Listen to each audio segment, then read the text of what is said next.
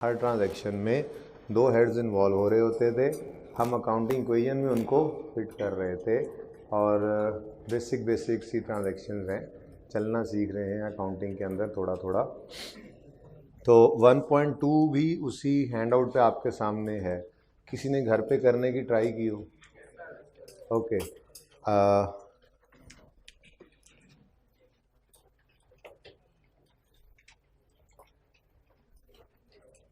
आप लोगों को मैं 10 मिनट का टाइम देता हूँ। 1.2 सब 10 मिनट में करेंगे, उसके बाद मैं सारा सॉल्व करूँगा, आपके साथ डिस्कस करूँगा जो प्रॉब्लम होगी। 10 मिनट तक आप मुझे नहीं जानते, मैं आपको नहीं जानता, बस काम शुरू हो गया, बस ठीक है। अब ये पहले आप काम किया करेंगे फिर मैं किया करूँगा, जल्दी करें, शाबाश। 10 मिनट टाइम शुरू हो गया, घड़ियाँ छड़ियाँ देख लें। 12:48 हो चुके हैं, 12:58 पे आपने ये काम रोक देना है। शुरू करें। सबके पास हैंडआउट है 1.2 का?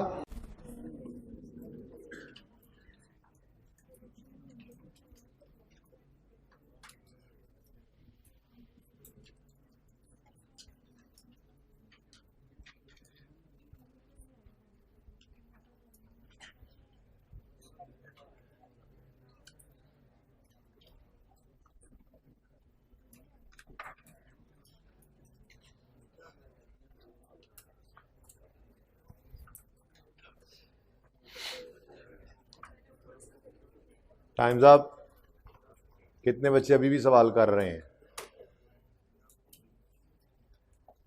चलें, अगली बार जब सवाल दिया जाएगा टाइम भी कम किया जाएगा और आप लोगों ने भी हाथ नहीं खड़ा करना कि नहीं किया अभी तक कर रहे हैं, ठीक है? कितने बच्चों ने नहीं किया अभी तक? अब ना माने। चलें, जल्दी से अब इसको डिस्कस करते हैं, ठीक है? क्योंकि आपने क्वेश्चन कर लिया है तो ये ज़रा स्पीड से मैं डिस्कस कर लेता हूँ। जो ट्रांजैक्शन नहीं होगी उस पर तफसील से बात कर लेंगे, ठीक है जी? Mister ji started the business of real estate consultant, property dealer है जी। During the first month of business flowing transactions took place, बहती हुई ट्रांजैक्शंस है नीचे। 1 July started business with ₹100,000 through cash. क्या है ये? कैश तो है, और नहीं, मुझे ये बताया करो इस ट्रांजैक्शन में कौन कौन से दो हेड्स इन्वॉल्व हो रहे हैं?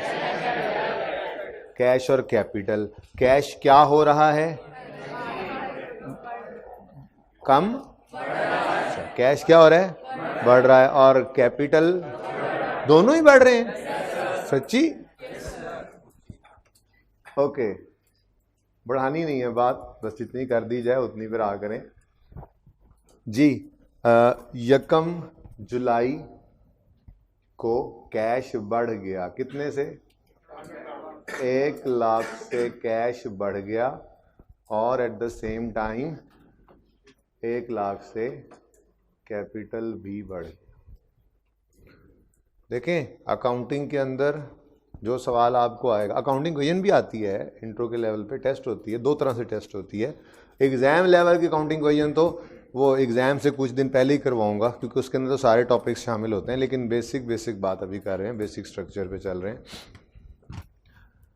अब अकाउंटिंग के पर्चे के अंदर एंड पे जाके टोटल के मार्क्स कभी भी नहीं हुआ करते।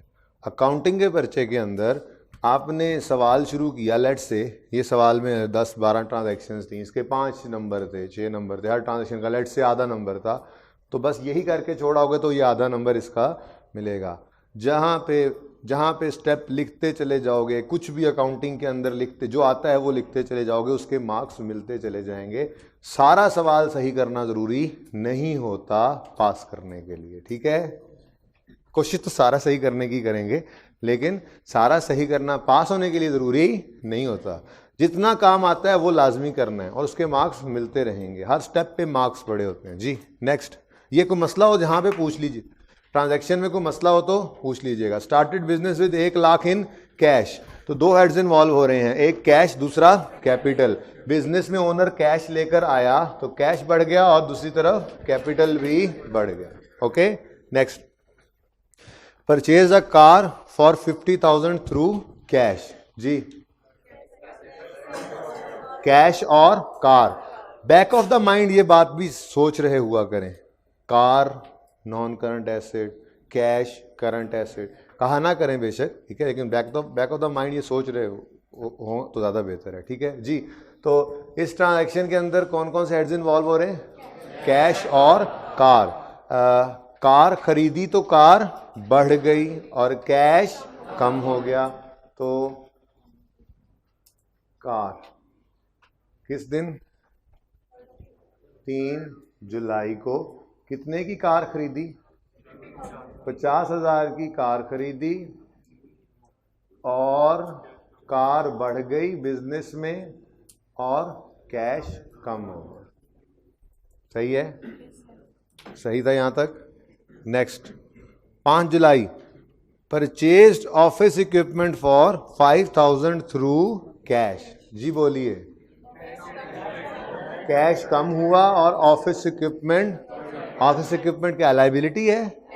अच्छा, तो ऑफिस इक्विपमेंट बढ़ा और दूसरी तरफ कैश कम हुआ। 5 जुलाई को 5 जुलाई को कितना ऑफिस इक्विपमेंट? 5 क्या? अच्छा, 5,000 से ऑफिस इक्विपमेंट बढ़ गया और सारी ट्रांजैक्शन यहीं पे हो जा रही हैं। इस तरफ अभी बहुत कम चीजें आएंगी। बहरहाल 8 July, purchased office equipment for 5,000 on account. On account को अंडरलाइन करें। ऑन अकाउंट का मतलब भी ऑन क्रेडिट ही होता है, यानी उधार। ऑन अकाउंट का लफ्ज क्या है जी? क्या मतलब है इसका? ऑन क्रेडिट, उधार, ठीक है जी। परचेज्ड, अच्छा कितने बच्चों को ऑन अकाउंट का मतलब पता चल गया था? चलें बहुत अच्छे, एनईएफसी में कुछ ना कुछ पढ़ा है।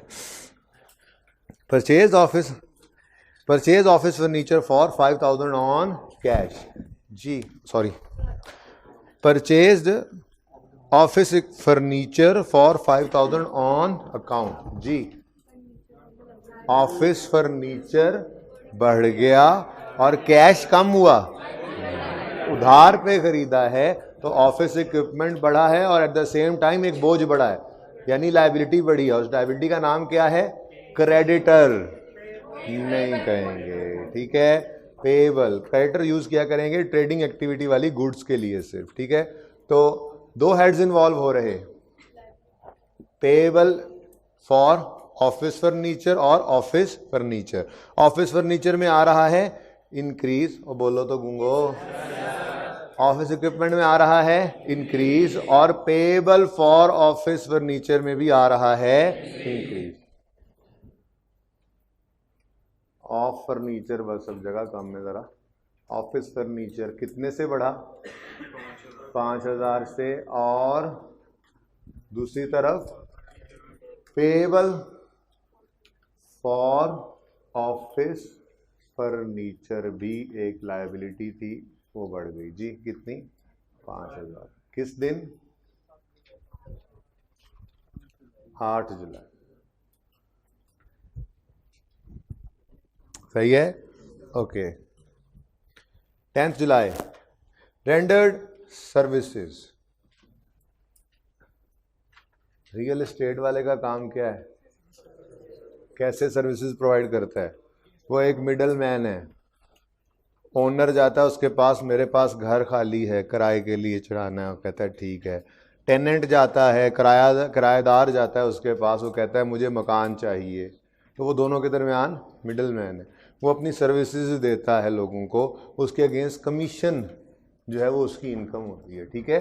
तो सर्विसेज दी हैं उसने, एजेंट के तौर पे वो काम कर रहा होता है, ठीक है। वो इस तरह से लिख दिया उन्होंने, rendered services and received agency commission of 40,000 through cash. तो अगर एक रियल एस्टेट कंसल्टेंट है तो जो एजेंसी कमीशन उसने रिसीव किया वो उसका क्या है? ये उसकी इनकम है। उसकी क्या है? इनकम है। इनकम बढ़ गई और दूसरी तरफ कैश भी बढ़ गया।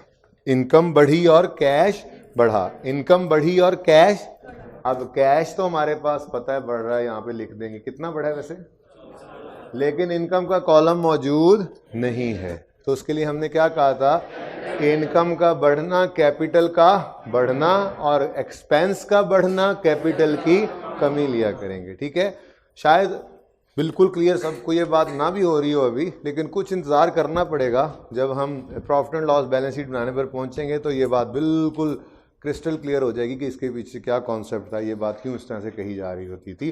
फिलहाल कहते रहें और चलते रहें। ठीक है, तो वैसे थोड़ा सा मैंने कोशिश भी की थी लॉजिक देने की कि इनकम बढ़ी है मतलब ये भी ओनर का ही है, और एक्सपेंस बढ़ा है तो इसका मतलब वो तो पे करना ही है बिजनेस ने, तो वो ओनर तो ये तो नहीं कर सकता कि सारी की सारी रेवेन्यू कर ले जाओ, तो फिर एक दिन कुछ भी नहीं बचेगा बिजनेस के पल्ले।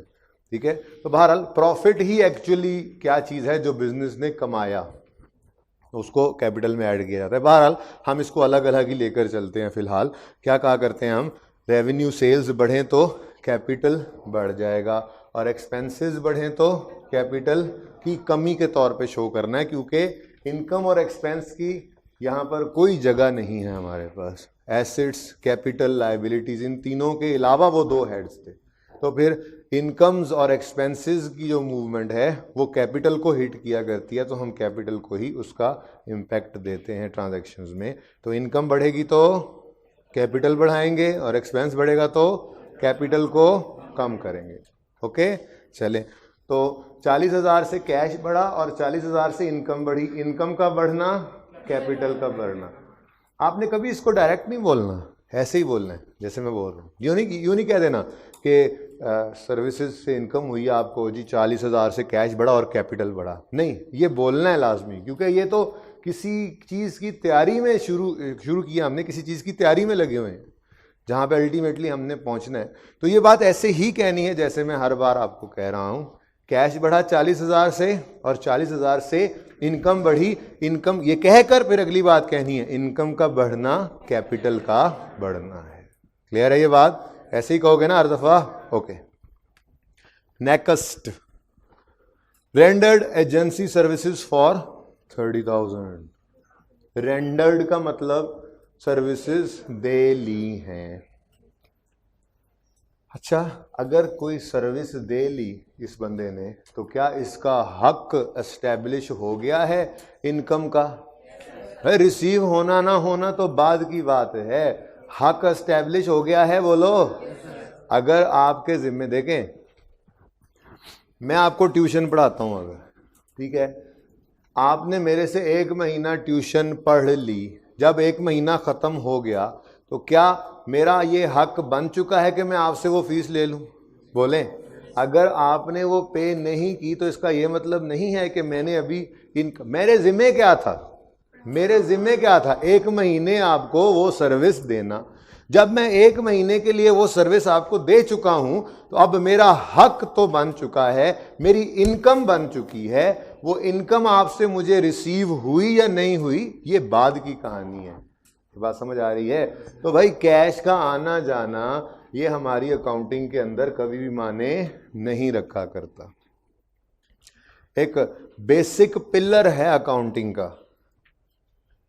2 पिलर्स हैं, दूसरे का नाम तो आखिरी क्लास में जाके आएगा, फाइनेंशियल स्टेटमेंट्स, जिसके ऊपर हम कहते हैं जिन 2 पिलर्स के ऊपर फाइनेंशियल स्टेटमेंट्स खड़ी हैं, नाम चलें आज ले लेता हूं। एक है एक्रूअल बेसिस ऑफ अकाउंटिंग, दूसरा गोइंग कंसर्न अजम्पशन।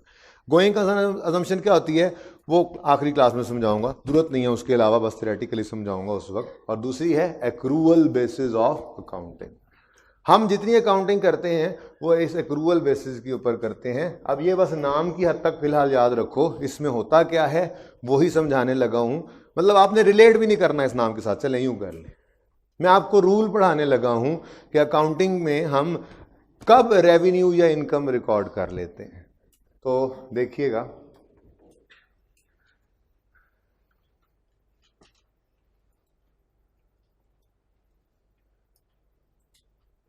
सेल्स और रेवेन्यू इज रिकॉर्डेड। बहुत इंपॉर्टेंट बात कर रहा हूं, कई जगह पे अब ये यूज होगी, मैं कई बार समझाऊंगा, ऐसी बात नहीं है, ठीक है। ये नहीं कि बस आज पहली बार आ गई बात, तो लेकिन आज पहली बार ये बात इम्प्लीमेंट होने जा रही थी थोड़ी सी प्रैक्टिकली, तो इसलिए थोड़ी सी बात इस पर कर रहा हूं। सेल्स या रेवेन्यू यानी इनकम इज रिकॉर्डेड, कब रिकॉर्ड करते हैं? व्हेन इंपॉर्टेंट बात, गुड्स और सर्विसेज आर, अब ये अलग अलग ऐसा कर लेते हैं, पहले ये जगह खाली रखता हूं मैं, फिर बाद में ऐड करता हूं, आसानी से समझ आ जाए जरा। Sale is recorded when goods are delivered to customers. बस सिर्फ अभी इतना जुमला पढ़ें, ये बात समझ आती है? भाई मैं मार्कर बेचने का कारोबार करता हूं, ये मार्कर भाई साहब लेने आए, भाई साहब ये ले मार्कर, मैंने ये मार्कर इनको डिलीवर कर दिया, अब इन्होंने मुझे कैश पे किया या नहीं किया ये बाद की कहानी है, मैंने अपने जिम्मे जो काम था वो कर दिया। मेरे जिम्मे क्या था? मार्कर डिलीवर करना। जब मैंने मार्कर डिलीवर कर दिया, भाई साथ साथ नोट करोगे तो नुकसान ही होगा ना, समझ लो पहले। मैंने मार्कर डिलीवर कर दिया, ये मेरी जिम्मेदारी थी। जब मेरी जिम्मेदारी पूरी हो गई तो अब मैं कह सकता हूं, मिसाल के तौर पे 100 रुपए का है, मैं कह सकता हूं, क्या नाम है तुम्हारा, कि हमजा से 100 रुपए लेने का हक अब मेरा बन चुका है। ये बात समझ रहे हैं? तो वापस करो। सेल्स कब रिकॉर्ड कर लेते हैं? जब गुड्स डिलीवर कर देते हैं। भाई हमारे जिम्मे क्या था? गुड्स डिलीवर कर देना, कर दी, तो सेल्स रिकॉर्ड करो। ऐसे ही रेवेन्यू सर्विसेज के लिए होता है ना, तो वैसे ये इंटरचेंजेबली यूज हो सकते हैं। सेल्स या रेवेन्यू इज रिकॉर्डेड, ठीक है, बल्कि यूं कर लेता हूं आपके लिए, आप अलग अलग जुमले लिख लेना अगर परेशान हो। अब मैं सिर्फ ब्लू पढ़ूंगा, स्लैश में सिर्फ ब्लू पढ़ूंगा। Revenue is recorded when services are provided to customers. समझाया आपको? महीना पढ़ा चुका, मेरी जिम्मेदारी पूरी।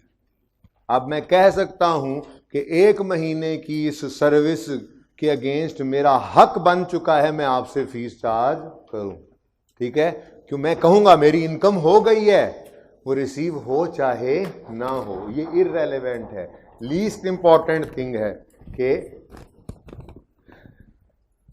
वेदर कैश इज रिसीव्ड और नॉट, ये लीस्ट इंपॉर्टेंट, ठीक है? कैश देखो, चलो अभी देख लेंगे ट्रांजैक्शन, फिलहाल ये जुमला कुछ कुछ समझ आता है, ये जुमला कुछ कुछ। सेल्स रेवेन्यू कब रिकॉर्ड करते हैं? जब अपनी जिम्मेदारी पूरी कर दी जाए। जब सेलर अपनी जिम्मेदारी पूरी कर दे तो वो इनकम रिकॉर्ड करेगा, वो इनकम रिकॉर्ड, वो कहेगा मेरी इनकम हो ली, मैंने ये पैसे कमा लिए हैं, मैंने मार्कर डिलीवर कर दिया, अब मार्कर, मेरी जिम्मेदारी खत्म, मार्कर वाली इनकम मैं कमा चुका हूं, ये अभी दे, ये कल दे दे, ये परसों दे दे पैसे, ठीक है? मैंने 1 महीना, भाई आप वही तो नहीं हो जिनकी है ना घर रहेगी, है ना? आप एक सीट और पीछे चले गए, चले सुने, मैंने मार्कर डिलीवर कर दिया, मैं ये कहने के काबिल हूं अब कि मैंने ये 100 रुपए कमा लिए हैं, कमा तो लिए हैं ना, ये आज पे करे, आज ना पे करे तो 10 दिन में पे कर दे। इसी को तो डेटर कहा था हमने, वरना तो डेटर का कॉन्सेप्ट ही ना रहा। डेटर क्या था? A person to whom goods are sold on credit, a person to whom services are rendered on credit. ओहो, ये बात तो डेटर की डेफिनेशन में भी नहीं लिखी थी। जरा जाओ डेफिनेशन पे, सर्विसेज भी ऐड कर लेते हैं, कर लें, वहां पे अच्छा होता है, लिखा होना अच्छा होता है, बवक्त जरूरत सनद रहता है और काम आता है, लिखें, शाबाश। डेटर की डेफिनेशन जहां लिखी थी वहां पहुंचे हैं, वहां लिखा हुआ है debtor is a person to whom goods are sold on credit. अब इसमें थोड़ी सी एडिशन करें, लिखी वही रहे, debtor is a person to whom, goods के साथ स्लैश डालें और सर्विसेज लिखें। गुड्स स्लैश सर्विसेज, हो गया जी। That is a person to whom goods और सर्विसेज आर सोल्ड, आगे स्लैश डाल के लिखें, प्रोवाइडेड, रेंडर्ड एक ही बात है, प्रोवाइडेड आसान है वो लिख लें। That is a person to whom goods और सर्विसेज आर सोल्ड और प्रोवाइडेड ऑन क्रेडिट। चीजें बेच दी हैं उधार पे, सर्विसेज दे दी हैं उधार पे। वो कैसे? मैंने अभी बताया, एक महीना आपको पढ़ा लिया, मैं ये कह सकता हूं कि मैं एक महीने की इनकम कमा चुका हूं क्योंकि मैंने अपने जिम्मे जो काम था वो कर दिया है। आप पैसे दो आज, पैसे दो महीने बाद, पैसे दो 6 महीने बाद, मैंने अपना काम कर लिया था। वो एक महीने की ट्यूशन फी अब मेरी इनकम बन चुकी थी। क्लियर है ये बात? और ठीक है ना, समझ रहे हो? चलो, तो ये बहुत ही इंपॉर्टेंट पॉइंट था, इसको लिख लें अपने पास। और देखते हैं एक्सपेंसेस के लिए भी इससे मिलती जुलती एक चीज आएगी। ठीक है जी, अगर इसी सवाल में आ गई तो ठीक है, नहीं तो अगले में आ जाएगी। ठीक है जी, ओके। सवाल कहां गया?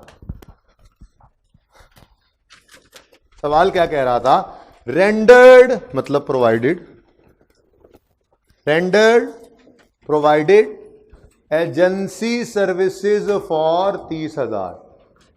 ये लिखना है क्या? लिखें जल्दी से, फिर सबकी तवज्जो ट्रांजैक्शन पे है। जल्दी से लिख लें जिन्होंने लिखना। वैसे ही मिटा नहीं रहा। रेंडर्ड एजेंसी सर्विसेज फॉर 30,000, 30,000 की सर्विसेज रेंडर कर दी।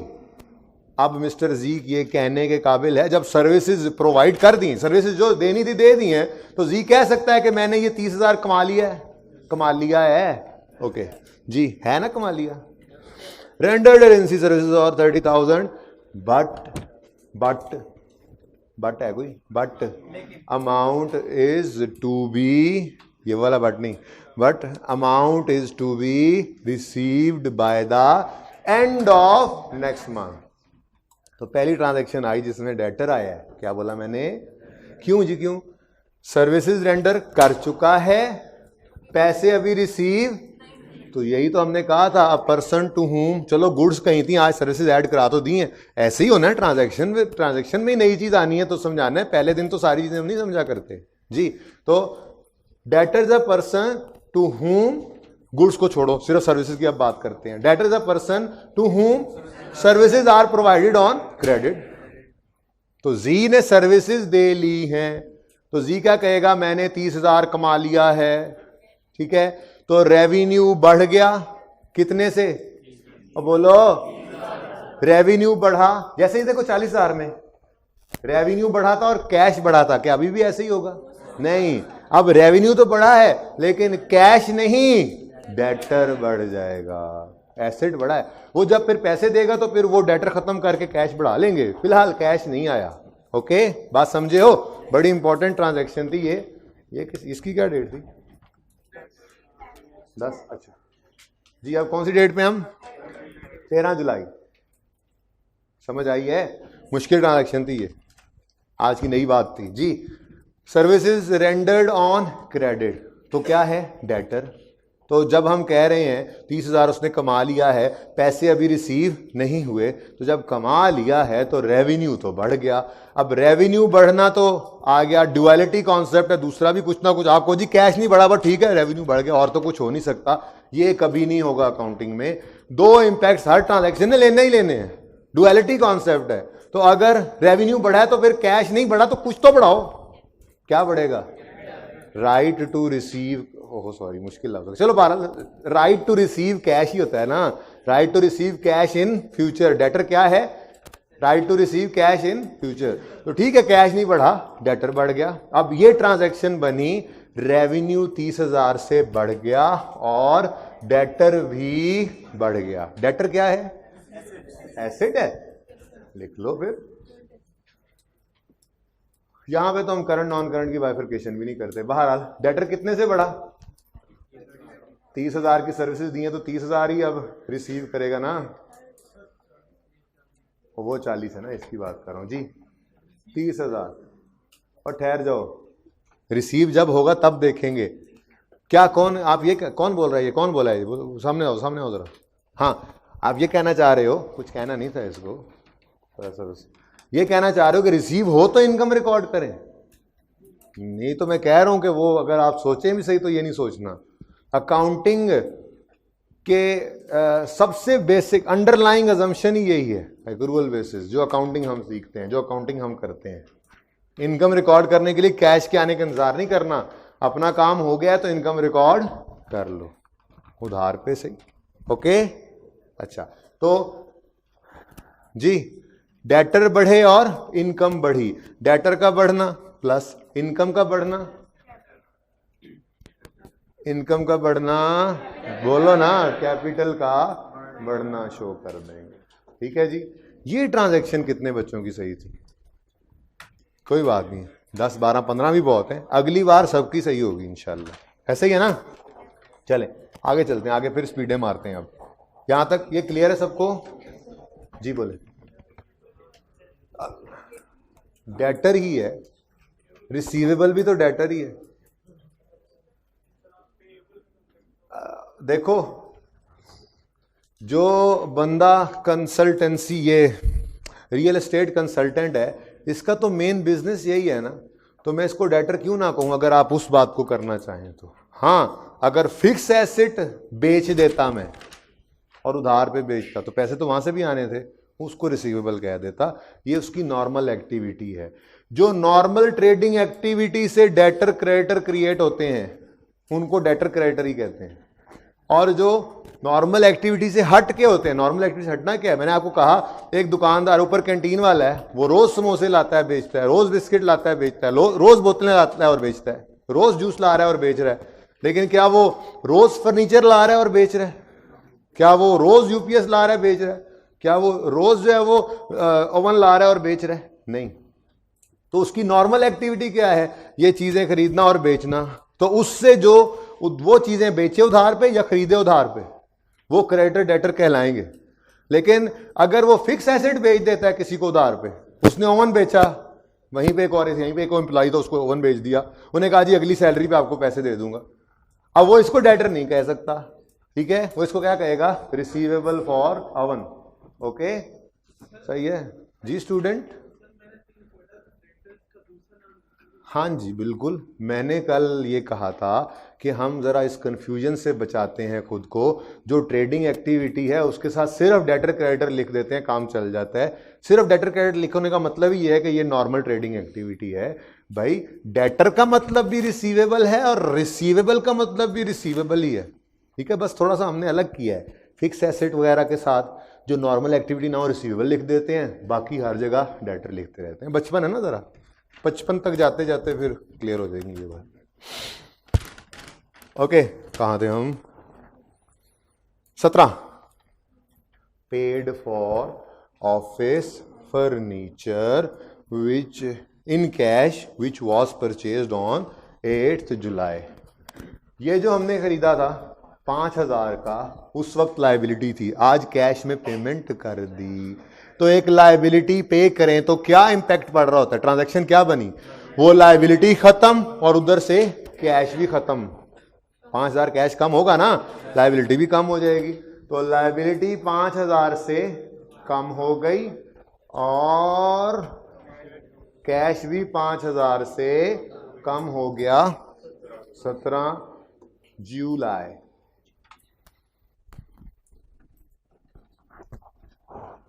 तकरीबन थे।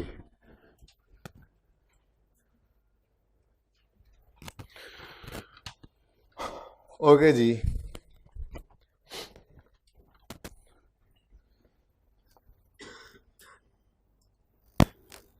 आपको पता है ना, हम जब कहीं बाहर जाते हैं, किसी जगह पे जाते हैं, तो हम रिप्रेजेंट कर रहे होते हैं अपनी फैमिली को, अपने घर वालों को, पता है ना? हाँ, अपने ख़ानदान को, समझ रहे हैं ना?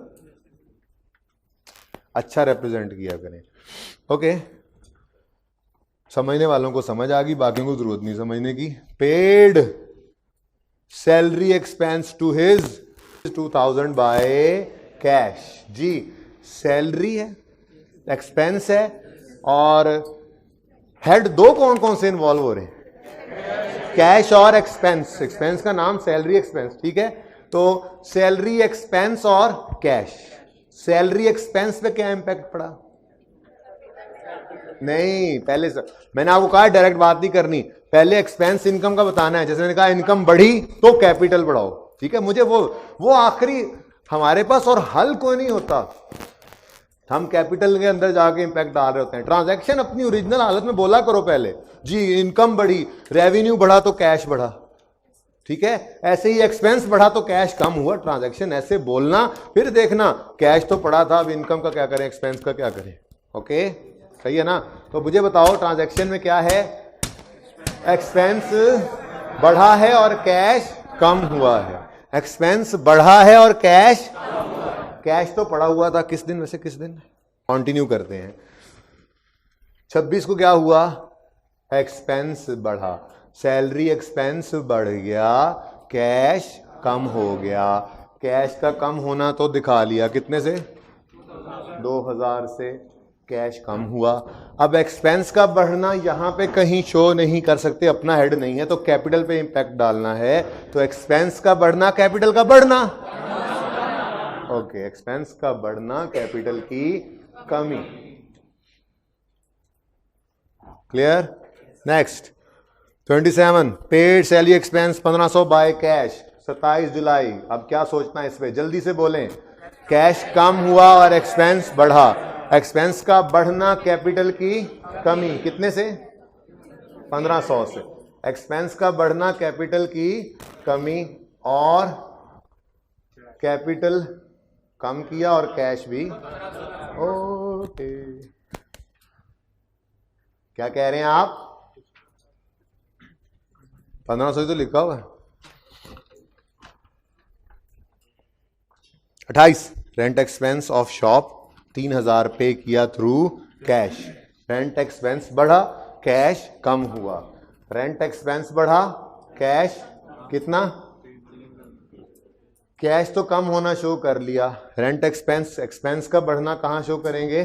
कैपिटल में as a deduction, as a reduction. Okay, next question हो तो बता दीजिएगा। सिमिलर एग्जांपल्स हैं, तेजी से चल रही हैं। ओके, जो बात तेजी से हो रही होती है मैं समझ रहा होता हूं कि बस वैसे ही है। अगर कोई क्वेश्चन हो तो पूछ सकते हैं, आपने नहीं समझना कि हम पूछेंगे तो साथ वाला क्या कहेगा।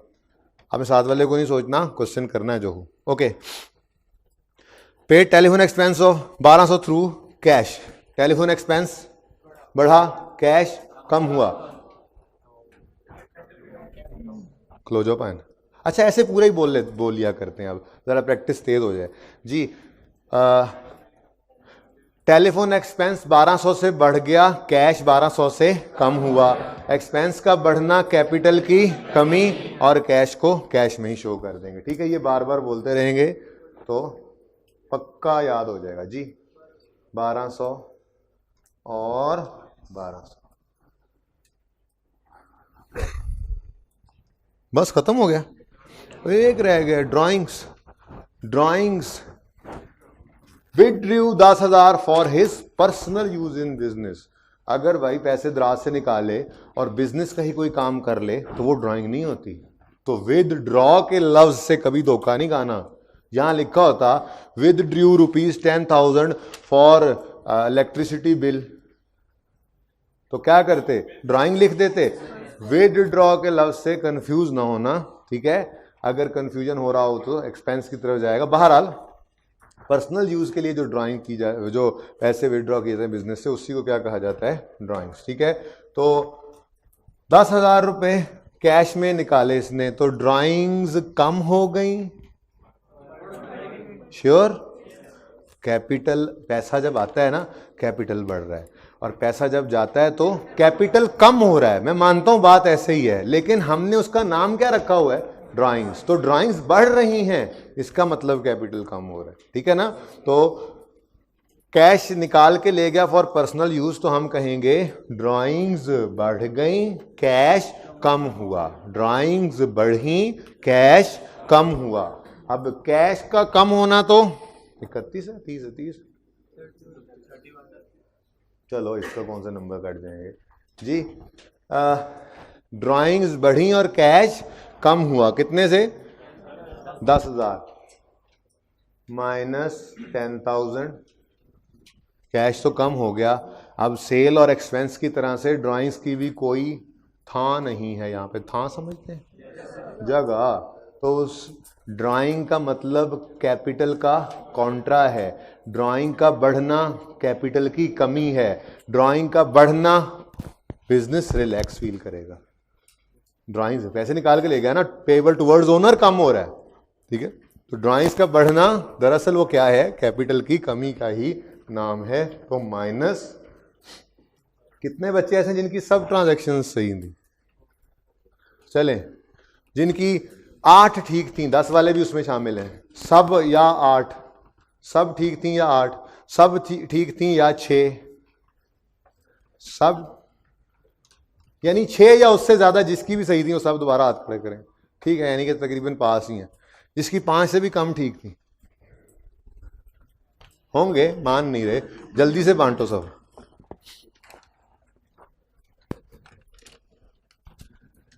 Courier service on 1 July 2004। अब कोई अपना काम ना कर रहा हो please. The transaction of first month are given below. Prepare the accounting, ये आगे ना पढ़ा करें, प्रिपेयर रिक्वायरमेंट अभी नहीं पढ़नी है आपने, पढ़ लेंगे कभी जब दिल करेगा। बस ये ट्रांजैक्शंस हैं, उसको अकाउंटिंग इक्वेशन की फॉर्म में प्रेजेंट करना है बस आपने। रिक्वायरमेंट तो अभी पढ़नी नहीं ना हमने, कभी भी रिक्वायरमेंट नहीं पढ़नी। यहाँ पे जो सवाल है इस चैप्टर के अंदर, ये हमारी रिक्वायरमेंट से कम है, और जो आगे जाके ये सवाल जहाँ पे जिस जगह पे मौजूद है वहाँ पे वो हमारी रिक्वायरमेंट से थोड़ा सा ज़्यादा है, इसलिए बस आपने फिलहाल रिक्वायरमेंट नहीं पढ़नी, इसलिए वो रिक्वायरमेंट वही है जो मैं आपको कहता जा रहा हूँ, वो करते जाएँ। ओके जी। Started business with 1 lakh in bank. Bank का आ गया जी पहली बार। हाँ जी बोले, ट्रांजैक्शन में कौन कौन से 2 हेड्स इन्वॉल्व हैं, बैंक और कैपिटल। पहले यूं कह लिया करें, दोनों हेड्स का नाम ले लिया करें जी, बैंक और कैपिटल। बैंक बढ़ गया और कैपिटल भी बढ़ गया। बैंक बढ़ गया 1 लाख से और कैपिटल भी बढ़ गया 1 लाख से। इधर बैंक का कॉलम प्लस 1 लाख और उधर कैपिटल में plus 1 lakh. Clear? Next, cash withdrawn, drawings आ गई। पिछले सवाल में मुझे नहीं बताना चाहिए था, यहाँ पे आधे बच्चे ड्राइंग्स लिखते। चलें, बहरहाल भूल हो गई मुझसे, मैंने बता दिया, कॉन्सेप्ट तो यही था। बहरहाल पर्सनल यूज़ हो तो ड्राइंग, ऑफिस यूज़ हो तो ड्राइंग नहीं होती। काश कि मैंने ना बताया होता पिछले सवाल में। बहरहाल अब क्या हो सकता है, cash withdrawn 50,000 for office use from bank. Drawings नहीं कह देना इसको, ये ड्राइंग्स नहीं है। अच्छा, विदड्रॉ कहाँ से हुआ कैश, यानी बैंक में कैश बढ़ जाएगा। अच्छा, इतनी कॉमन सेंस है हमारे अंदर, ठीक है, क्योंकि अभी तो अकाउंटिंग नहीं, कॉमन सेंस से अकाउंटिंग की तरफ जा रहे हैं अभी तो, ठीक है जी। बैंक में क्या आ गया, डिक्रीज। बैंक में क्या आ गया, डिक्रीज। दूसरी तरफ कैपिटल बढ़ गया है ना, कम हो गया। सब लोग गलत हैं, कैपिटल भी कम नहीं हुआ। कोई घर लेके नहीं गया कि ड्राइंग्स हैं भाई, तुमने कैसे ड्राइंग्स कह ली, ड्राइंग्स हो रही हैं। और कोई बात आई थी यहाँ से, कैश कैसे कम हुआ। अच्छा भाई, ये एक्सपेंस भी नहीं था, कंफ्यूज नहीं होना था कि एक्सपेंस बढ़ गया और कैश कम हुआ। कहाँ हुआ एक्सपेंस, अभी वो कह रहा है हमने बिजनेस शुरू किया था, 1 लाख रुपए उठा के अकाउंट में जमा करा दिया था। अब सारे काम तो बैंक के थ्रू होते नहीं है कि दुकान का किराया, वो जो है वो दुकान के ऊपर छोटू जो है वो सैलरी लेने के लिए हर रोज सैलरी लेता है, वो सैलरी लेने के लिए शाम को है, हमने कहा ये पकड़ो चेक, क्रॉस चेक तुम्हारे अकाउंट में जाएगा, वो मुंह देख रहा है, वो कह रहा भी इसको मैं क्या जाके दूंगा, हांडी पकाओ इसको चेक को, मुझे क्या पता, मेरा तो अकाउंट ही नहीं है। तो सारे काम बिजनेस के अंदर बैंक के थ्रू नहीं हो सकते। तो लाख रुपए से बिजनेस शुरू किया, सारा पैसा कहां रख दिया, बैंक में। अब बिजनेस के अंदर दुकान पे भी कैश की जरूरत तो होती ही है, कई काम कैश में होते हैं, तो बैंक से पैसे निकाल लिए हैं, अभी कहीं खर्च नहीं किए। तो भाई ऐसे ही है कि मैंने एक जेब से पैसे निकाल के दूसरी जेब में डाले और कुछ भी नहीं है। बैंक से पैसे निकल गए, कैश वाली दराज में दुकान के अंदर रख दिए। तो ये ट्रांजैक्शन भी इंपॉर्टेंट थी, नई ट्रांजैक्शन थी आपके लिए। बैंक 50,000 से कम हुआ, कैश 50,000 से बढ़ गया। कैपिटल का नाम लेने वालों, कैपिटल में क्या फर्क पड़ा है? कैपिटल तो 1 लाख लाया था, वो कैपिटल 1 लाख ही है। बैंक से निकाल के कैश में रखने से कैपिटल बढ़ जाना है? खुदा का खौफ करो। ठीक है, लाख रुपए से बिजनेस शुरू किया, बैंक में पैसे रखे, लाख में से 50 निकाल के दुकान की दराज में रखे हैं, तो क्या हुआ है? बैंक में 50,000 की कमी, कैश में 50,000 का। तो बैंक के बाद अगला कॉलम आपने यहां बना लेना था, कैश। बैंक में 50,000 माइनस, कैश में 50,000 प्लस। कितने बच्चों की ये ट्रांजैक्शन सही थी? आधे भी नहीं है। यस, ओके जी। Purchase delivery van on cash 20,000। बोलें जी सब, पहले दोनों हेड्स बोलने, मैंने आपको बोला, फिर इनकी लीजिए। वैन और कैश, वैन बढ़ गई, कैश कम हुआ। कितने से? 20,000 से। Purchase office equipment on account जी, ऑफिस इक्विपमेंट और payable for office, liability for office equipment भी हो सकता है, सही है जी। ऑफिस इक्विपमेंट, बस क्रेडिटर ना कहना। Office equipment payable for office equipment जी। ऑफिस इक्विपमेंट बढ़ गया और पेबल फॉर ऑफिस इक्विपमेंट भी कितने से? नेक्स्ट 10 जुलाई। अच्छा, ये ट्रांजेक्शन कितने बच्चों की सही थी? टिक करते रहा करें साथ साथ, ठीक है। बुक जब आ जाएगी, ये क्वेश्चन बुक में से ही कॉपी करवा रहा हूँ, टेंशन ना लिया करें, ठीक है। सोल्यूशन भी होगा वो ऐसे ही होगा जैसे कर रहे हैं, लेकिन आपको जरूरत नहीं है, बस मैं आपके साथ चेक कर तो रहा हूँ। 10 July, took loan from bank 1 lakh in cheque. Took loan,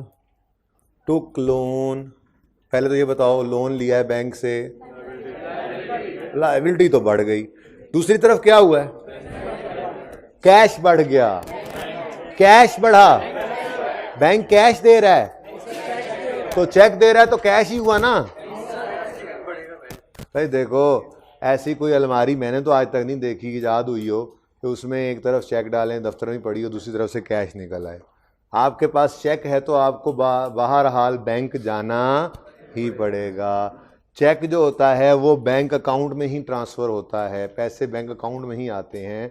तो अगर किसी ने चेक दिया है तो कैश इन्वॉल्व नहीं हुआ करेगा, बैंक इन्वॉल्व हुआ करेगा। क्लियर जी।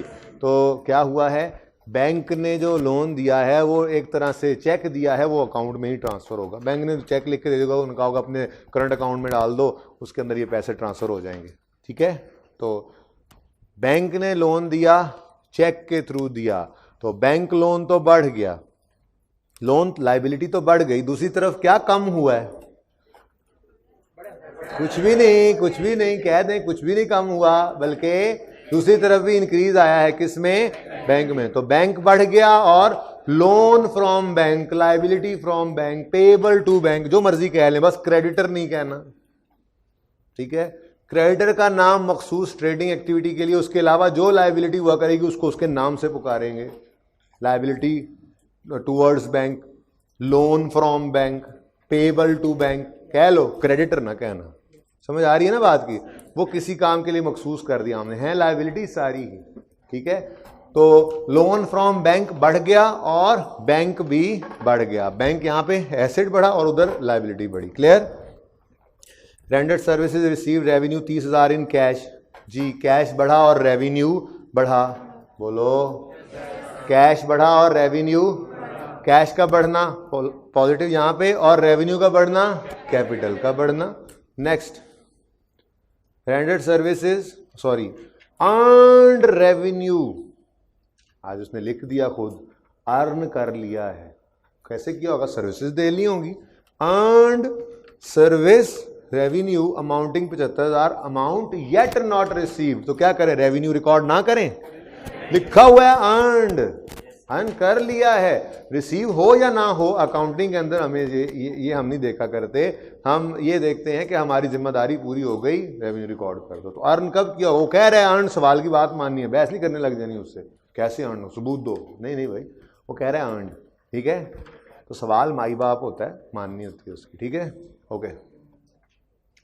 तो रेवेन्यू बढ़ा और कैश बढ़ा, अमाउंट येट नॉट रिसीव, तो रिसीवेबल तो बढ़ा ना, हक तो बढ़ गया ना। तो भाई रेवेन्यू बढ़ा और डेटर बढ़ा, रेवेन्यू बढ़ा और डेटर बढ़ा। डेटर का बढ़ना तो एसेट्स में लिख के बढ़ा लेंगे, रेवेन्यू का बढ़ना कैपिटल का बढ़ना। Good. Payment made for office, ये भी आप कर लेंगे। हाफ ऑफ द 18 वाली पढ़ रहा हूँ, 17 वाली कर, चलें पढ़ता ही जाता हूँ। Payment made for office equipment purchase on, payment कर दी है कैश में, वो जो ऑफिस इक्विपमेंट खरीदा था उधार पे, नहीं बताया कितनी की है, तो फिर वो सारी की सारी कर दी। ठीक है, सही है। Next, half amount of loan is repaid through cheque. Loan कितना लिया था?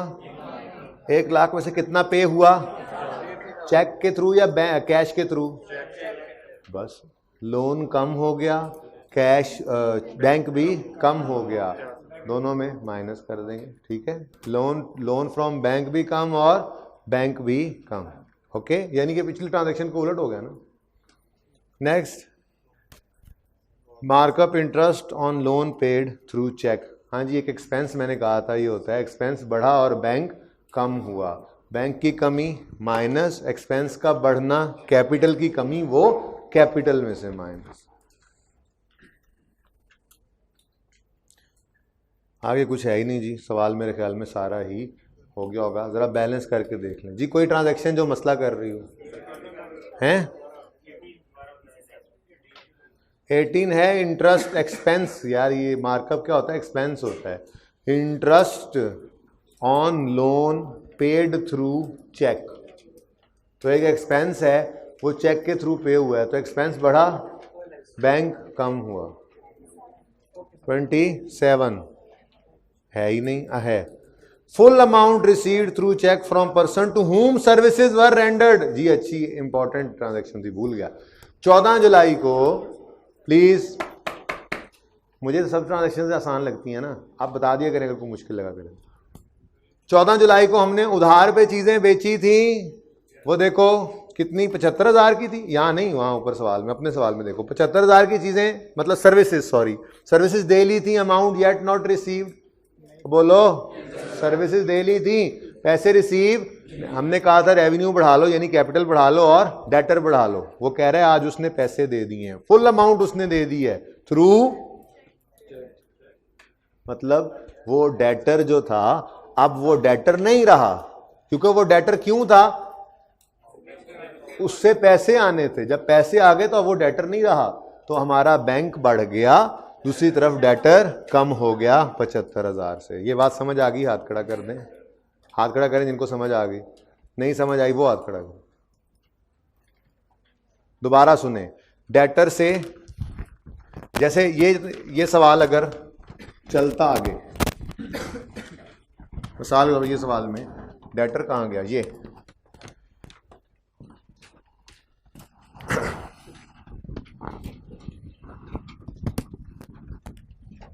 ले जी, ये 30,000 रुपए इस बंदे ने देने थे, इस बंदे ने 30,000 दे दिए, कैश में दिए मिसाल के तौर पे, तो कैश में 30,000 बढ़ जाएगा। बोलो, अब डेटर का मतलब ही क्या होता है?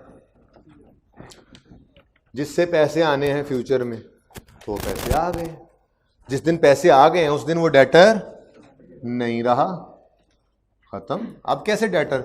हम कह रहे हैं right to receive cash in future, वो कह रहा भाई दे देता है, हूं केड़ा राइट, मेहरबानी करो, पैसे देने थे दे दिए, बस खत्म। अब और सही है, बाकी क्लियर है, ऐसे ही है ना।